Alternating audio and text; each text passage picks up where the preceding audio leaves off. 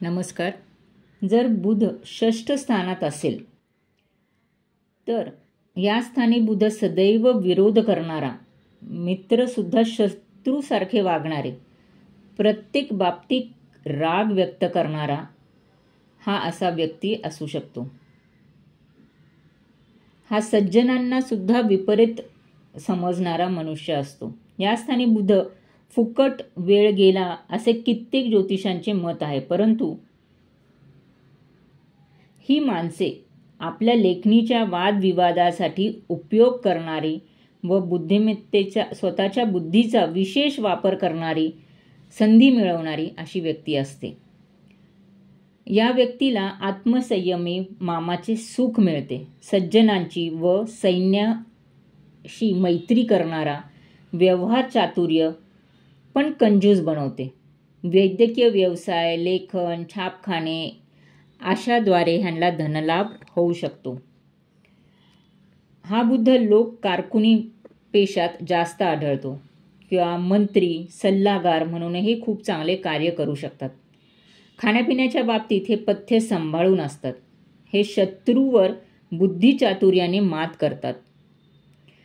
स्वतःची प्रकृती निरोगी ठेवण्यासाठी हे नेहमी तत्पर असतात व व्यायाम, डाएट हे अशा सगळ्या गोष्टी त्या करतात. यांची बुद्धी सतत कार्यरत असते. नोकरीमध्ये या लोकांचा फायदा असतो. हाताखालची काम करणारी माणसे हुशार मिळतात. यांना सरकार दरबारी मान्यता मिळते. मनोरुग्णांच्या डॉक्टरला हा बुद्ध खूप उत्तम आहे.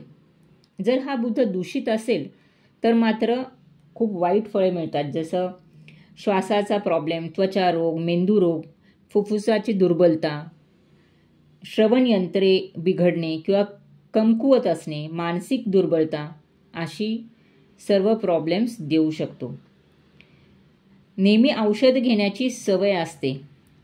अतिबौद्धिक श्रमाने ह्यांना दुर्बलता येऊ शकते. पोटाचे विकार, खाण्यापिण्याचे फॅड असणे, आत्महत्येची प्रवृत्ती, मामाचे सुख नसते, कोर्ट केसमध्ये अपयश, शिक्षणात अडथळे, क्षुद्र गोष्टींवरून भांडणे होणे, स्पष्ट वक्तेपणामुळे शत्रुत्व येणे, विरोधासाठी विरोध करतो, नोकर व हाताखालचे लोक फसवे मिळणे, व्यर्थ मानसिक परिश्रम घेण्याची सवय असणे असे प्रॉब्लेम जर खराब बुद्ध असेल तर तो देऊ शकतो किंवा अशा लोकांचा खूप गैरसमज लोक करू शकतात.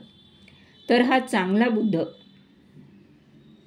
एक चांगला मनोरुग्ण डॉक्टर देऊ शकतो व खूप चांगला बुद्धिमान व्यक्ती देऊ शकतो व सल्लागार. पण हा जर बुद्ध अशुभ असेल तर खूप मानसिक व इतर रोग किंवा इतर सवयी देऊ शकतो. जर ह्या बुधाचे योग्य रीतीने रेमेडीज केले तर त्यांना खूप चांगली फळे मिळू शकतात व बुधाच्या चांगले फळे मिळण्यासाठी प्रयत्न जरूर करावा.